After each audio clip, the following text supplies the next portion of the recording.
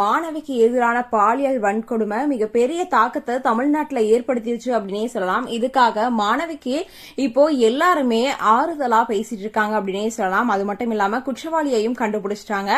ஆனா இன்னொரு குற்றவாளியும் இருக்காங்க அப்படின்னு சொல்லப்பட்டு இருக்கு. இது எந்த அளவுக்கு உண்மை அப்படின்றது தெரியல. ஆனா இப்போ அந்த பொண்ணுக்கு வந்துட்டு 25 லட்சம் நஷ்ட ஈடு கொடுக்கணும். மறுபடியும் படிப்பை தொடரும் பொழுது அவங்க கிட்ட எந்த ஒரு கல்வி கட்டணமும் அண்ணா பல்கலைக்கழகம் வாங்கக்கூடாது அப்படின்ற மாதிரி நீதிபதிகளும் சொல்லியிருக்காங்க. இந்த ஒரு இஷ்யூ ரொம்ப பெரிய விஷயத்த இப்ப ஏற்படுத்தியிருக்கு அப்படின்னே சொல்லலாம்.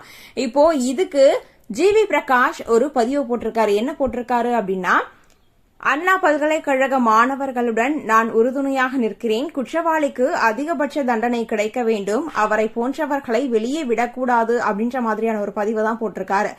இந்த வழக்குல ஞானசேகர் அப்படின்றவரை தான் போலீசார் இப்போ கைது செஞ்சு அவங்க கிட்ட விசாரணையும் நடத்திட்டு இருக்காங்க.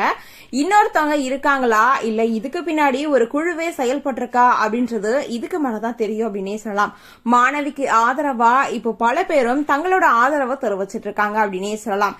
இந்த ஒரு விவகாரம் மிகப்பெரிய தாக்கத்தையே ஏற்படுத்தியிருக்கு. ஏன்னா சென்னையில மையப்பகுதியில் அமைஞ்சிருக்க அண்ணா யூனிவர்சிட்டியில இது போன்ற வேலைகள் நடந்திருக்குமா அப்படின்ட்டு இன்னும் நிறைய பேர்